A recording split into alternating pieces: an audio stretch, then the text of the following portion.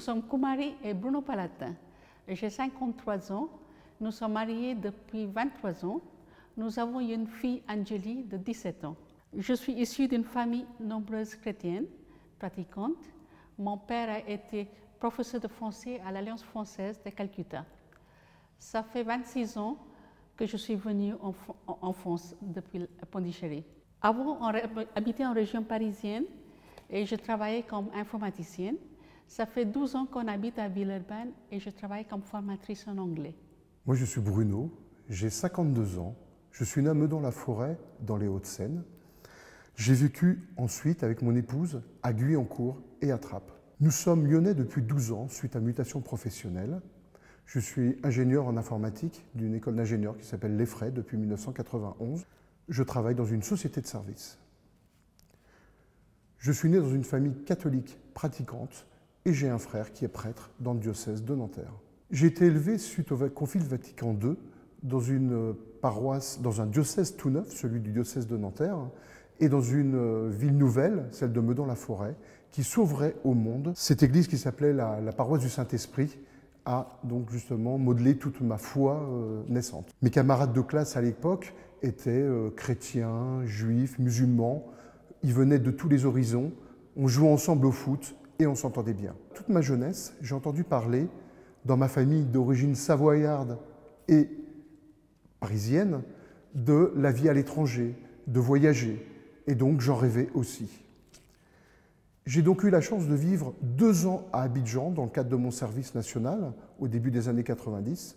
Puis nous sommes partis une année en famille avec Kumari et Anjali en Inde. Ces 3 années auprès d'une culture différente m'ont permis de découvrir la richesse de la culture des autres. Elles m'ont permis de toujours voir, de trouver ce qu'il y a de riche dans ce que l'autre peut m'apporter.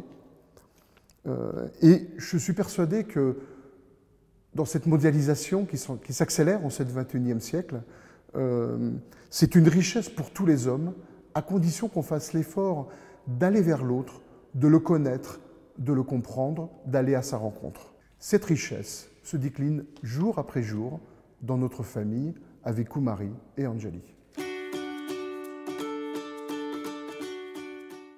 L'appel de mon mari au diaconat me remplit de joie car ça nous permet d'être plus près au service de l'Église.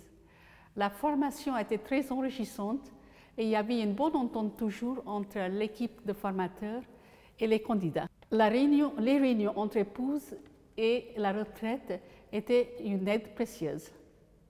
Il y a 20 ans, dans ma paroisse de Guyancourt, il y avait 3 diacres permanents. Je m'interrogeais sur pourquoi 3 diacres permanents et par la même occasion, je me posais la question, et si on m'y appelle, comment est-ce que j'y répondrai? Rapidement, j'ai dit, de toute façon, on ne m'appellera pas. Et en aucun cas, il me serait venu à l'idée de poser ma candidature. Donc pour moi, le sujet était clos. C'est en juin 2009 que mon curé m'a appelé via une lettre en me disant « Bruno, t'es-tu posé la question avec Kumari d'un jour de devenir diacre ?» Je veux dire que j'ai été un petit peu déstabilisé et il nous a fallu 4 ans pour pouvoir répondre clairement à cet appel. Pendant ces 4 ans, cet appel a touché ma prière, a alimenté ma prière et je crois qu'il ne s'est pas passé une journée sans que je priais en demandant au Seigneur « Qu'est-ce que tu veux de moi ?»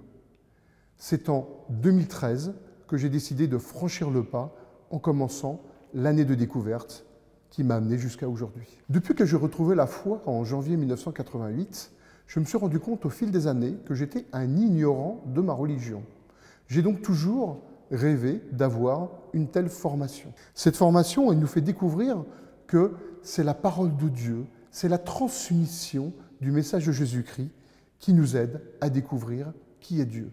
Si je suis chrétien aujourd'hui, c'est parce qu'il y a depuis 20 siècles, environ 80 générations de témoins qui ont témoigné, depuis les premiers disciples devenus apôtres à la première Pentecôte et jusqu'à aujourd'hui, les témoins du XXe siècle et du XXIe siècle qui ont fait grandir ma foi d'adulte. C'est par cette formation que je qualifierais plutôt de transformation. Elle m'a fait passer du « qu'est-ce que je ferais comme diacre » à la question de « quel diacre est-ce que je serais ». Le diacre permanent est par le sacrement de l'ordre le témoin du Christ ressuscité et en particulier du Christ serviteur. J'aime beaucoup ce passage dans Jean 13, où Jésus va jusqu'à laver les pieds de ses disciples. On n'imagine même pas aujourd'hui qu'un chef d'entreprise, un roi, un président, un chef de projet, un collègue puisse s'abaisser aussi près, aussi bas auprès de ses semblables. À moi de décliner comment je peux être, à mon tour, serviteur auprès de mes frères dans ce ministère de diacre que je vais bientôt avoir à faire. Il est évident que laver les pieds dans ce monde occidental ne peut pas avoir le même sens que ce qu'il pourrait avoir à Pondichéry ou à Abidjan lorsqu'on se promène dans les rues poussiéreuses. C'est pour moi à travers de gestes simples de la vie de tous les jours que peut se décliner ce service du diacre au quotidien. Ces gestes simples de la vie de tous les jours sont par exemple pousser le fauteuil roulant de ma belle-mère, lui mettre ses chaussures, être à l'écoute d'un collègue, d'un paroissien, d'un ami, d'un membre de ma famille qui se confie. C'est aussi en recherchant la justice auprès des autres, mais la justice en étant le plus proche de juste aux yeux de Dieu, pas la justice obligatoirement au sens humain. C'est aussi aider ma fille dans ses devoirs. C'est aussi être au service de mon épouse quand elle en a besoin. Mais c'est aussi, je crois, accepter l'aide d'un autre quand je suis faible et quand j'en ai besoin. Dans tous les cas, peu importe le geste qui est fait, ce qui est vraiment important est l'état d'esprit dans lequel je réalise ce geste. Est-ce que je le fais comme le juge dans Luc au chapitre 18 pour ne plus être dérangé? Ou est-ce que je le fais en priant le Seigneur, en l'offrant au Seigneur, en lui demandant de m'aider à faire cette tâche qui n'est probablement pas toujours facile à faire? Comme diacre, je prie le Seigneur de pouvoir le louer, de pouvoir lui demander son aide, de pouvoir dire « Voilà Seigneur, ce geste que je rends, je te l'offre ». Dans ce monde, on a oublié le sens du don de soi. On vit dans le dû. On vit dans la jalousie de l'autre qui possède. Je crois que le diacre est là pour montrer une autre image, pour être différent de ce que la société peut nous proposer aujourd'hui. Peu importe le faire et l'avoir, ce qui est important, c'est l'être, alimenté par l'amour de Dieu, et de là déclinera ce que je dois faire et ce dont j'ai besoin. C'est ainsi que je me vois comme diacre, dans la vie de tous les jours, au travail comme à la maison, à la paroisse comme dans les transports en commun ou dans la rue, à être au service, non de façon ostensible, mais en n'hésitant pas à prendre la parole quand elle est nécessaire.